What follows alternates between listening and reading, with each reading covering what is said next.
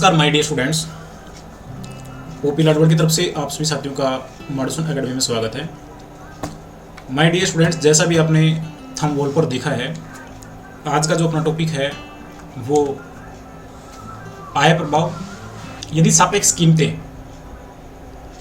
X वस्तु और Y वस्तु सापेक्ष कीमतें स्थिर रहती हैं तो उपभोक्ता के आय में सापेक्ष कीमतें स्थिर रहती हैं तो उपभोक्ता की आय में परिवर्तन होने के कारण से उसके संतुलन पर या फिर खरीदी गई मात्रा पर जो प्रभाव पड़ता है उसको हम लोग आय प्रभाव कहते हैं। ठीक है, सामान्य वस्तुओं में आय प्रभाव धनात्मक रहता है और निम्न कोटि की वस्तुओं में आय प्रभाव ऋणात्मक रहता है। धनात्मक का मतलब ये है कि जब हमारी आय बढ़ती है तो हम लोग ज़्यादा मात्रा खरीदते हैं और जब हमारी आय घटती है तो हम लोग कम मात्रा खरीदते हैं। ठीक है, यानी कि आय का और खरीदी की मात्रा का पॉजिटिव रिलेशन है इसके अंदर, इसलिए इसको कहते हैं धनात्मक आय प्रभाव। लेकिन बात करें निम्न कोटि की वस्तुओं की, तो निम्न कोटि की वस्तुओं का आय प्रभाव क्या रहता है? ऋणात्मक रहता है, नेगेटिव रहता है। इसका मतलब क्या हुआ कि जब हमारी आय बढ़ती है तो आय के बढ़ने पर जो निम्न कोटि की वस्तु होती हैं वो हम लोग कम खरीदते हैं, और जैसे ही हमारी आय कम होती है तो हम लोग निम्न कोटि की वस्तुओं को ज़्यादा खरीदते हैं। ठीक है, यानी कि यहाँ पर जो है नेगेटिव रिलेशंस होता है खरीदी गई मात्रा का और आय का, यहाँ पर पॉजिटिव रिलेशंस होता है। तो मान्यताएं क्या हैं इसकी? मान्यताएं हैं, सबसे पहली मान्यता होती है कि दोनों वस्तुओं की कीमतें, दोनों जो वस्तुएं हैं उनकी कीमतें जो होती हैं वो स्थिर रहती हैं। ठीक है, दोनों वस्तुओं की कीमतें क्या रहती हैं? स्थिर रहती हैं, कांस्टेंट रहती हैं। और दूसरी मान्यता यह है कि दोनों ही वस्तुएं क्या हैं? सामान्य वस्तु हैं। सामान्य की बात कर रहे हैं ना, सामान्य वस्तुओं पर आय प्रभाव की बात कर रहे हैं, तो दोनों ही वस्तुएं क्या यहाँ पर सामान्य हैं और दोनों वस्तुओं की कीमतें स्थिर हैं। तो चेंज क्या है? चेंज है सिर्फ और सिर्फ आय में परिवर्तन का प्रभाव देखेंगे। ठीक है, तो चेंज सिर्फ यहाँ पर क्या है? आय के अंदर करना है, यानी कि आय में परिवर्तन करना हमने, बाकी सारी बातें जो हैं एज इट इज बनी रहेंगी। तो देखिए, सबसे पहले लेते हैं हम यहाँ पर आय में वृद्धि का। आय में वृद्धि की बात करते हैं। ठीक है, तो आय में वृद्धि जब होती है तो कैसे होती है? देखिए, हमने कल जो है ना बजट लाइंस की बात की थी। अगर आपने वो पहले वाला प्रश्न देखा है तो ये टॉपिक भी बिल्कुल आपको आसान लगेगा, अगर नहीं देखा तो उसको देख लीजिएगा। ठीक है, देखिए, सबसे पहले हम लोग ग्राफ ड्राइव करते हैं एक बार, मतलब ग्राफ के ऊपर डिस्कस करते हैं। ये हमारी ओ एक्सिस है और ये वाई एक्सिस है। ओ एक्सिस और वाई एक्सिस। ओ एक्सिस के ऊपर हमने क्या लिया? क्वांटिटी लिया, क्वांटिटी ऑफ एक्स। ठीक है, और यहाँ पर जो है ना हमने क्या लिया है? क्वांटिटी ऑफ वाई भी ले सकते हैं या फिर प्राइस भी कह सकते हैं। ठीक है, और ये जो है हमारी एक बजट लाइन से ए बी जो है अपने पास में एक बजट लाइन है। कल हमने संतुलन की बात की थी, तो उसके अंदर डिस्कस किया था कि एक उपभोक्ता संतुलन में वहाँ पर होता है जहाँ पर बजट लाइंस और इंडिफरेंस कर्व आपस में टच करते हैं। तो एक इंडिफरेंस कर्व भी हमने यहाँ पर लेना पड़ेगा संतुलन के लिए, इक्विलिब्रियम के लिए। तो ये ले लिया हमने इंडिफरेंस कर्व।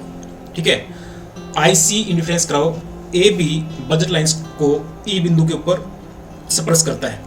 तो एक उपभोक्ता जो है संतुलन में है यहाँ पर, यानी कि ओ क्यू क्वांटिटी लेता है यहाँ पर और इसकी लेता है यहाँ पर वाई, ओ वाई क्वांटिटी लेता है। ठीक है, अब क्या होता है कि आय में वृद्धि हो जाती है। आय में जब वृद्धि होती है तो क्या होता है कि हमारी जो बजट लाइंस है वो क्या होगी? दाईं ओर खिसक जाती है। तो ए बी बजट लाइन जो है वो हो जाती है हमारी A1 B1। ठीक है, आय में वृद्धि के कारण से क्या होती है? बजट लाइंस ए बी जो है A1 B1 बन जाती है। तो अब क्या होगा? हमारा इंडिफरेंस कर्व भी बजट लाइंस के ऊपर ही जाएगा। यहाँ पर आ जाता है IC1 और यहाँ पर बिंदु होता है हमारा E1। और E1 क्या दिखाता है?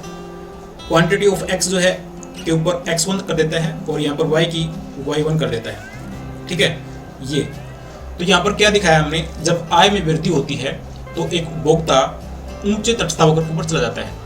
अब ऊंचा तटस्थ वक्र क्या करता है? ऊंची संतुष्टि देता है और निचला तटस्थ वक्र जो है नीची संतुष्टि देता है। ठीक है, ये हमने देख लिया। इसके अंदर अगर ये ई और ई वंस को मिलाते हैं तो एक कर्व निकलता है जिसको हम बोलते हैं इनकम कंजप्शंस कर्व। ठीक है, इनकम कंजप्शंस कर्व। तो ये होता है हमारा इनकम कंजप्शन कर्व, आय उपभोग वक्र। ये तो है आय में वृद्धि होती है तब की बात। ठीक इसी प्रकार से अगर हम बात करें आय में कमी होती है तब क्या होता है, तो इसका अपोजिट बन जाता है। ठीक है, ये हमारी क्या है, वो एक्सिस है, ये वाई एक्सिस है। आय में अब कमी करते हैं। ठीक है, आय में कमी कर देते हैं, कमी। तो पहली जो है हमारी बजट लाइंस क्या है, पहली बजट लाइंस ये है हमारी। ठीक है, ये बजट लाइन है हमारी ए बी, और ए बी के ऊपर क्वांटिटी ऑफ एक्स गुड्स की यहां पर लिया, और यहां पर जो है ना वाई हमने एस की लिया, वही चीजें। ठीक है, इंडिफरेंस कर्व जो है ए बी बजट लाइंस को यहां पर टच करता है। इसका मतलब क्या है कि यहां पर ये उपभोक्ता जो है संतुलन के ऊपर है, आईसी के ऊपर। IC indifference curve A B budget lines को ई के ऊपर टच करता है, और यहां पर क्या करता है, इतनी क्वांटिटी लेता है। ठीक है, अब क्या होता है कि आय में हम कमी कर रहे हैं। आय जब कमी होती है तो क्या होता है, बजट लाइंस ए बी है वो बाईं तरफ आ जाती है। ठीक है, आय में कमी है तो उपभोक्ता क्या करेगा, पहले के मुकाबले कम वस्तुओं का उपभोग कर पाएगा, कम वस्तुओं को खरीद पाएगा। इसका मतलब जो ना पहले से निचले प्रस्तावकर के ऊपर आ जाता है, पहले से निचली बजट लाइंस के ऊपर आ जाता है। तो बजट लाइंस जो है ना आय में कमी के कारण से नीचे आ जाती है, यहाँ ऐसे करके। ठीक है, तो ये हो जाता है A1 B1, नई बजट लाइन आ जाती है जब हमारी आय में कमी होती है। तो अब A1 B1 के ऊपर नया इंडिफरेंस कर्व निकल के आता है, ये वाला। ठीक है, ये हुआ हमारा IC1, और IC1 A1 B1 budget lines को E1 के ऊपर सप्रेस करती है, तो उपभोक्ता यहाँ पर संतुलन में होता है। ठीक है, क्यों, क्योंकि यहाँ पर संतुलन की जो शर्तें थी कल हमने देखा था, दो शर्तें थी। एक तो ये थी कि इंडिफरेंस कर्व बजट लाइंस को सप्रेस करता हो, और दूसरी शर्त थी कि इंडिफरेंस कर्व जो है मूल बिंदु की ओर ऊंधोदर होना चाहिए। तो दोनों ही कंडीशंस यहाँ पर पूरी हो रही हैं, तो यहाँ पर जो है एक उपभोक्ता संतुलन में होता है E1 के ऊपर। ठीक है, आय में कमी होती है तो क्या होता है, बजट लाइंस हमारी बाईं ओर खिसक जाती है, और जब आय में वृद्धि होती है तो बजट लाइंस दाईं ओर खिसक जाती है। ठीक है, और ये ई और E1 को जब मिलाते हैं तो एक कर्व बनता है जिसको हम बोलते हैं इनकम कंजम्पशन कर्व, यानी कि आय उपभोग कर्व। एक और पॉइंट है यहाँ पर, निम्न कोटि की वस्तुओं में आय प्रभाव, तो उसको भी देख लेते हैं। देखिए, जो निम्न कोटि की वस्तुएं होती हैं उनके ऊपर आय प्रभाव ने डिस्कस किया कि वो नकारात्मक रहता है, नेगेटिव रहता है। देखिए, निम्न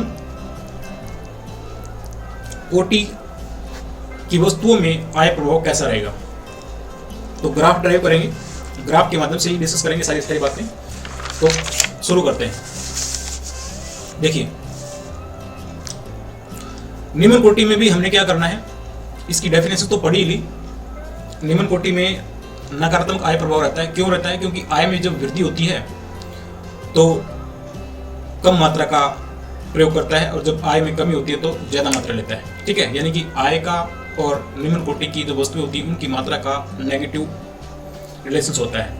आय जब बढ़ती है तो इनका जो ना कम उपयोग करता है, और जब आय कम होती है तो इसका ज्यादा उपयोग करता है, इसलिए नेगेटिव बोलते हैं इसको, नेगेटिव आय प्रभाव होता है इनका। ठीक है, अब इसके अंदर भी क्या है कि मान्यताएं जो हैं, मान्यता वही हैं, दो मान्यता की बात करें तो मान्यता दो हैं इसके अंदर, वही जो पहले हमने डिस्कस की थी। पहली मान्यता क्या है कि दोनों वस्तुओं की कीमतें क्या है, स्थिर है, यानी जो कीमतें हैं दोनों वस्तुओं की वो क्या है, स्थिर है। ठीक है, दूसरी मान्यता क्या है, वस्तु X जो है निम्न कोटि की है और वस्तु Y जो है सामान्य वस्तु है। ठीक है, यानी कि एक X वस्तु है, ये जो है निम्न कोटि की है, और जो Y जो है वो सामान्य है। ये दो मान्यता डिस्कस कर लेते हैं, एक तो ये है और एक ये है। ठीक है, निम्न कोटि की वस्तुओं के ऊपर आय प्रभाव को जानने के लिए ग्राफ लेते हैं। ठीक है, क्या होता है, सृजनात्मक तो होता ही हमें पता है इस बात का, लेकिन सृजनात्मक कैसे, तो देखिए हमारा पहले का जो है स्टेटस ये है, ये और एक्सिस है और ये वाई एक्सिस है। ठीक है, और ये हमारी क्या है, बजट लाइन है, प्रारंभिक बजट लाइन है अपने पास में, ये वाली ए बी प्रारंभिक बजट लाइन से, और इसके ऊपर इंडिफरेंस कर्व है हमारा यहाँ पर IC1, ठीक है, IC है। IC और AP बजट लाइन्स जो है ना आपस में एक्सप्रेस कर रही हैं E1 बिंदु के ऊपर, और उपभोक्ता X गुड्स की जो क्वांटिटी लेता है वो कितनी लेता है, OQ लेता है, OQ क्वांटिटी लेता है, ठीक है। अब जैसे ही हम क्या करते हैं, आय में वृद्धि कर देते हैं। आय में वृद्धि का मतलब क्या होता है कि जो हमारी बजट रेखा है AB, ये दाईं ओर खिसक जाती है, ठीक है। तो दाईं ओर इसको हम लोग ले जाते हैं ऐसे करके, ठीक है। यानी जो AB बजट लाइंस थी ये हो जाती है हमारी A1 B1। आय में वृद्धि का क्या प्रभाव पड़ा, किसके ऊपर, निम्न कोटि की वस्तु के ऊपर, ठीक है। आय में वृद्धि होती है तो उपभोक्ता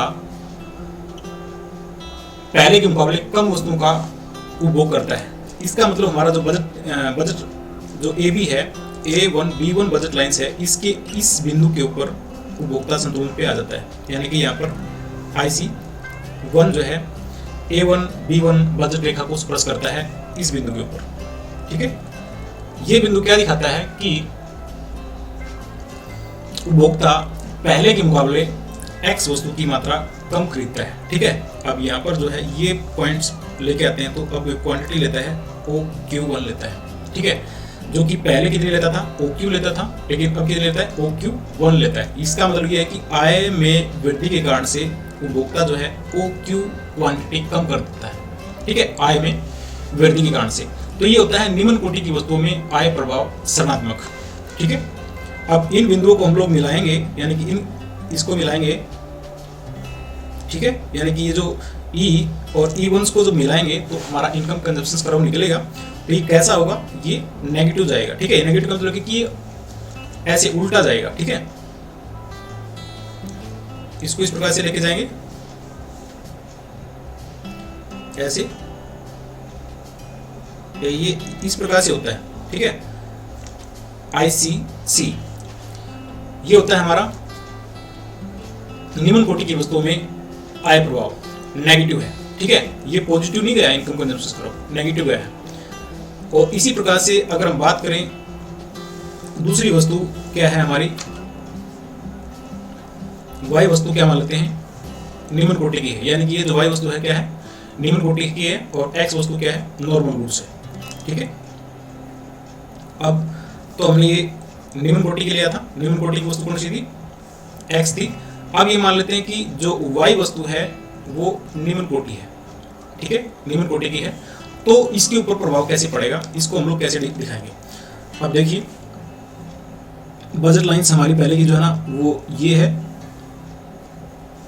AB बजट लाइंस है स्टार्टिंग में।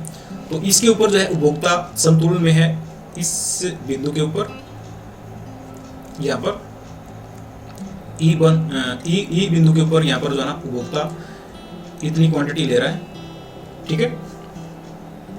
इसकी बात कर रहे हैं ना, इसकी बात कर रहे हैं, Y की बात कर रहे हैं, तो Y के ऊपर कितने लेता है, इतने लेता है, ठीक है। ये जो है ना OQ क्वांटिटी ले रहा है। हम बात कर रहे हैं Y वस्तु की, यानी Y वस्तु के यहाँ पर निम्न कोटि की है, तो Y के ऊपर हमने प्रभाव देखना है। पहले जो है ना OQ क्वांटिटी लेता है, ठीक है। इसकी बात नहीं करेंगे, X गुड्स की बात नहीं करेंगे, सिर्फ और सिर्फ Y गुड्स की बात करेंगे। तो पहले इतनी लेता है।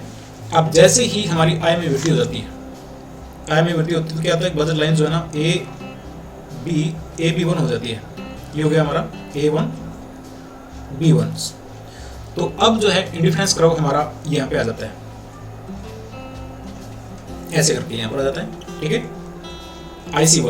IC1 जो है A1 B1 बजट रेखा को E1 के ऊपर स्पर्श करता है, और यहाँ पर जो है जो Y गुड्स है वो इसके अकॉर्डिंग लेता है, ठीक है, इस बिंदु के अकॉर्डिंग लेता है। इसका मतलब क्या है कि यहाँ पर OQ1 आ जाता है। तो ये जो OQ1 क्वांटिटी है वो OQ से कम है।